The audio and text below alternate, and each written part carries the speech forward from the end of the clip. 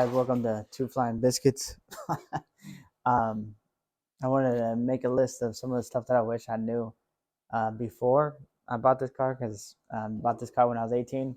So if you're in the same situation, maybe I can help guide you away from some of the little things. I mean, I don't regret any of it, but maybe it'll help for sure. So the first one would be buy a car that's together because when I bought this car, basically it was completely like parts already out. So the problem with that is obviously you don't know where anything goes. I mean, I have a bucket full of, or not bucket, like a pint container that's like full of bolts, just full of bolts. Like when you're going through a car like this, you need to document every bolt or put it back in where its place goes and take pictures, as many pictures as you can. This is why I'm doing videos also, so that way I can remember myself where it goes and what part goes where. But also like little parts, like the big body parts. I mean, obviously some of them you know where they go, but like if they're not in the car, then you don't know exactly how it goes on. Like there was a couple pieces when I first got it that I had no idea where it went. So just no, rule number one: don't buy it together or complete, not in all these pieces. Rule number two is you need to, when you're going to look at a car, is to have a magnet. That's what I've been told anyway. So you need to have a magnet, and you go on the body panels and you string it along. And if it doesn't stick as much, then you know there's a lot of Bondo, or there's Bondo in it. And like when I bought this car, the guy said there was no body work, like no damage done, and no problems with the body of this car. But I mean, you could see here, and then you could see on a couple other spots that it's really not that bad. But I mean, this is going to be difficult to get out, especially on this corner, and because they don't make very many pieces. So yeah, rule number two: check the body of the car. Make sure there's no Bondo, no rust. Like I said, there's not that much rust in this car. Um, just Bondo, a lot of Bondo. So rule number three: you'll be wondering, why is this car completely in bare metal and stuff like that, and it's been setting and it kind of getting surface rust and stuff like that. Well, the reason is because in rule number three, you can't trust people. You can't trust people. Basically, what happened was though I took all the windows out. Um, Obviously, that needed to be done anyways, but I took the windows out so it saved me in a paint job. And the guy quoted me for one thing, and then I took it to his house, sat there, and I mean, I already paid him up front. Like it was like two grand, something like that. And basically, he said, "Oh, I'll get it fixed. Get it running, not running. I'll get it painted for you." Okay, and it was gonna be uh, top and bottom, and basically work with a guy, and I thought he was all right. And so then, like I said, a couple months later, actually, I kept telling him, "Hey, can you send me progress on the car?" He's like, "Oh, I'm getting late working." I understand that. I mean, I know he's not doing this completely full time. Um, then I check again. Hey, how's it going? Okay, I see pictures. I need pictures of what the progress is going. Because I mean, like at this point, he's at it 3 or 4 months. And he's like, "Okay, I'll send you pictures." And he took me a picture of like this tiny, little section under the car, and it was like black spray paint, basically. And you could tell even in the picture, which I'm not gonna put on here or whatever, but you could, maybe I will if I can find it. But um, he took a picture, and I mean, you could see in the picture where the whole bottom part's not done. It's just this little section. I'm like, hey, in the photo you can see it's not the whole car, the whole bottom of the car. I was like, should have already been done because he told me it was done. And he's like, "Oh no, I'm sorry. Yeah, it's painted. Everything's painted on it." I said, "You can tell." He's like, "Oh, my kid took a picture of it, and it looks bad because he took it, but the whole thing's done. Don't worry." And sure enough, when and I was like, "Okay, not worried." And I kind of like, he sent me another picture of the hood, and it like kind of weird because it looked like it was like bird poop, And he was like, "Oh no, it's body work." I said, "Looks like bird poop." He's like, "No, it's not. It's not." I'm like, man, I don't know. And I kept getting more worried about it. And even in one of the pictures I have on the whatever, it looks pretty all right, but that's kind of how I gave it to him. But I wanted to strip it down, and because like at that point I didn't know the body work was as bad as it was. But well, it wasn't even that bad. But anyways, I didn't know it had any body work to do, which is naive, I know. But um, I said, I told my wife, I said, I'm gonna go over there and look at that car, you know. And he's like, oh, you don't want to come over here, you know. I said, no, I'm gonna come over there, and I looked, and basically it was sitting outside. All he did was he took some Bondo and stuck in these holes, and I told him I wanted those plugged anyways. And then I looked under the car, and the car it had a one little like 12 by 12 section painted, and that was it. And that was spray rattle can, and and I mean it's whatever, but it was sitting outside, no windows. And I mean when I got it back, I had to clean out all these ant hills, all these ants in it, all these basically. I mean he didn't do anything to the top of the car. Uh, like I said, the only thing he did was I guess he got tired of me saying anything, and he spray painted a little section and then took a picture, and that was pretty much it. Oh, and plugged the holes right here. But like I said, he didn't even plug them. He put some Bondo, and as soon as I stuck my finger, it went right through. So it wasn't going to stick anyways. So yeah, like I said, you can't trust people. And then like another thing I got burned on was I purchased a 904, and if you already know, in one of my other videos, I have a 440. So, and I asked the guy, you know, because I wasn't intelligent enough to know any difference. I said, "Hey, is that 904 gonna work in a 440?" He says, "Yeah, it'll work in a 440." I said, "Okay, are you sure?" And he goes, "Yeah." He's like, "You can look it up, you know." And sure enough, I didn't look it up. So I guess it's on both of our parts. So you need to, I guess this rule would be, you can't trust people, and you need to research. So you need to research the before you buy a part, which should have knew better. But anyway, so I gave the guy $900. No, actually, yeah, $900. Got it. Realized it was not going to work behind a 440. It only worked behind a late Hemi or a V6 somewhere in there. I'm not 100%, but it wasn't going to work for 440. So I just said, well, great. So now I had to turn around and resell it for 600. So I took a $300 cut.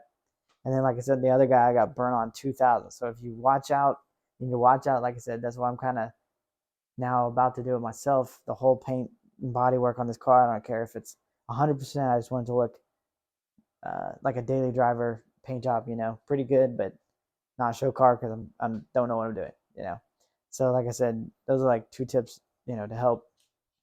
Tip number 4.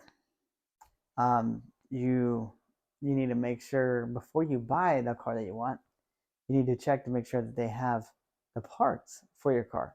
So basically, with this car, I'm getting unlucky because the quarter panels, like these the big parts in the back of the car, they make those at least, but pretty much like the fenders, they don't make. The hood, they make in fiberglass, and they do make the quarters or the fenders in fiberglass, but prefer metal. But like I said, but it's only one guy. There's only one guy, and it's a back and forth. He's in Canada, so I don't know. We'll see. But other than that, I mean, like I said, there's only a couple pieces that they make, but they don't make every single piece.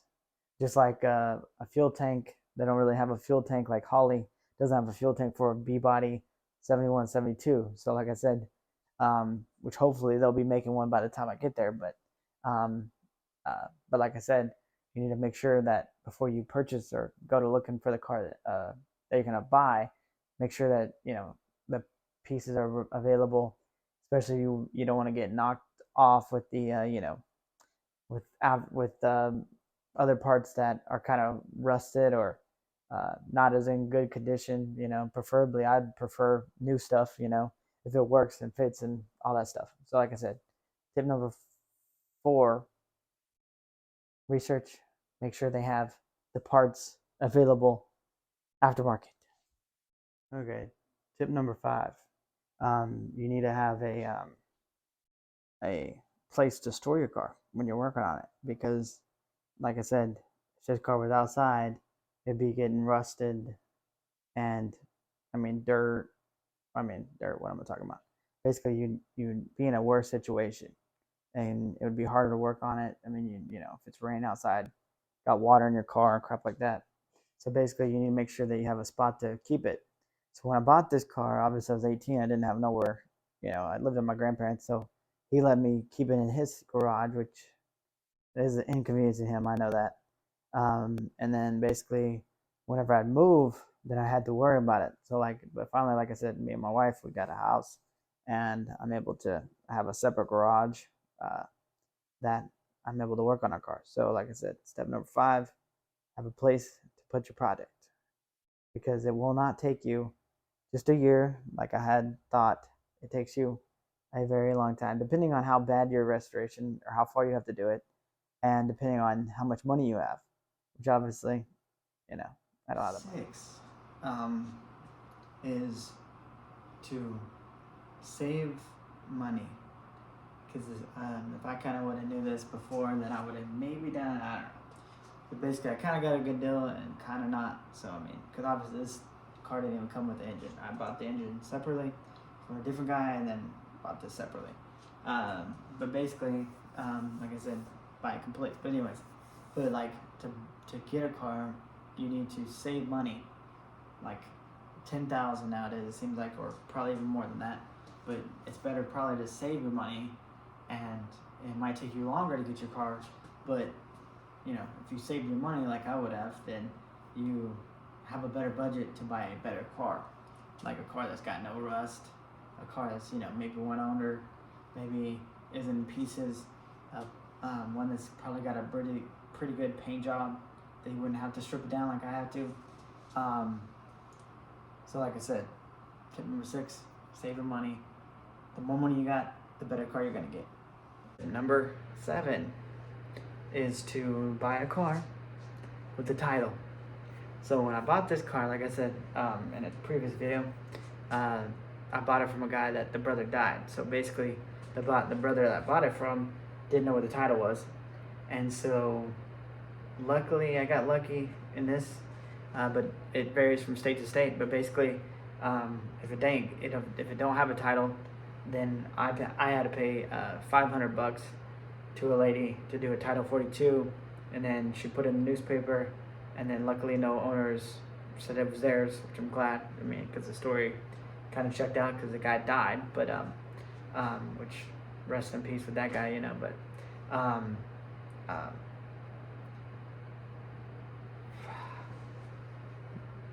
but basically, make sure it has a clean title, or at least a title, because it'd be easier instead of doing the process. But like I said, the process, it took me about a month to get it or so like that.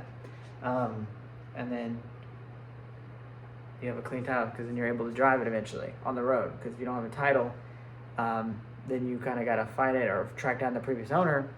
And sometimes you're in some states it's really hard to do, and you're not going to ever get a title.